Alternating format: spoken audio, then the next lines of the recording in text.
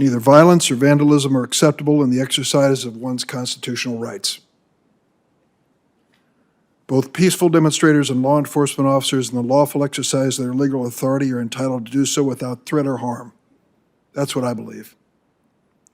For the record, I express my condolences for any law officer who loses his life or is seriously injured in the line of duty, and I regret any peaceful demonstrator who has been injured, traumatized, or killed as well in the lawful exercise of their constitutional rights.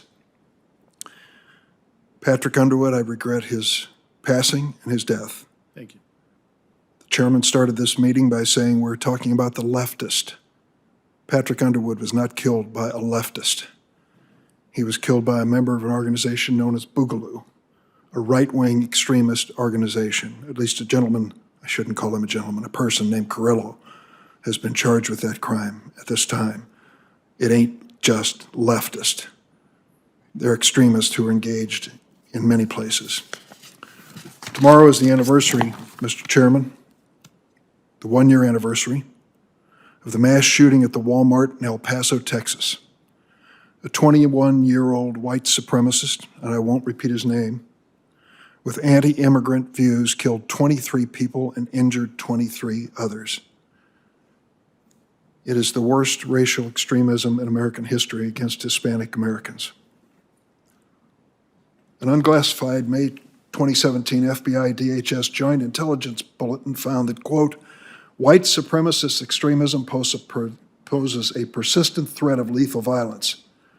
White supremacists were responsible for more homicides from 2000 to 2016 than any other domestic extremist group, right or left, white supremacists. FBI Director Wray told me last year in the hearing that the majority of domestic terrorism arrests involved white supremacists.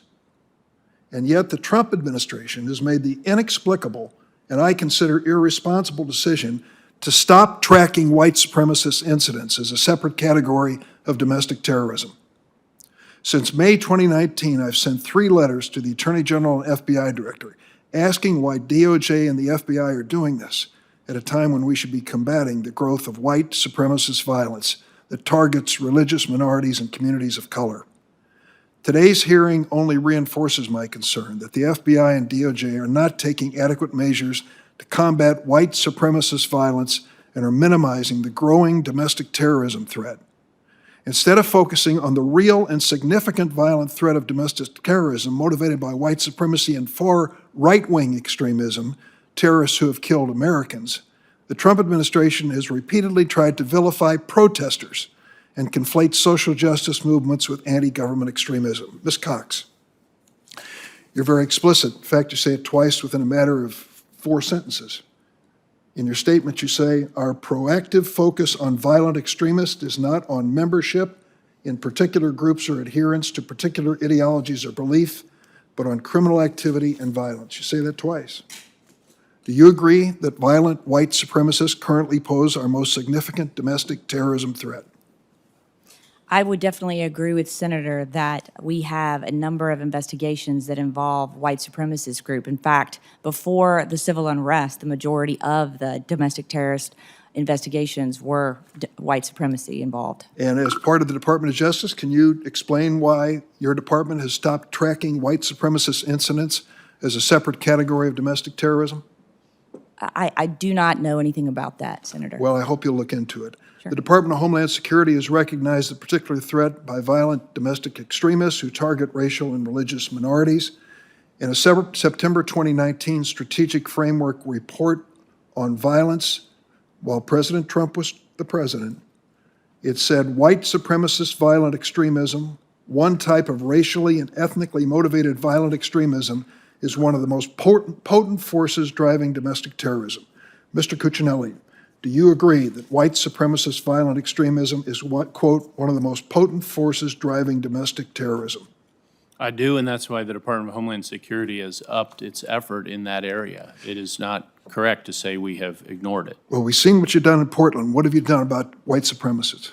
Well, you cite one element of an increasing track of analysis and communication with local partners which is DHS has the primary responsibility for, and communicating the information to state and local authorities that we get sometimes from others. And That- we've increased that effort, not reduced Mr. that effort. Cuccinelli, good.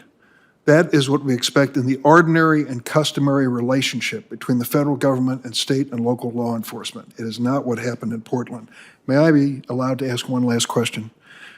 Mr. Cox, can you confirm that Ms. Cox, can you confirm that any DHS personnel assigned to support Operation Legend will be under the operational control of the Department of Justice and report directly to DOJ officials? Senator, my understanding of Operation Legend is that there are DOJ law enforcement that are being sent to help reduce violent crime in certain cities. Chicago is one of them. And that if we're working with DHS, they'll be collaborating with us. They'll be our partner in that effort.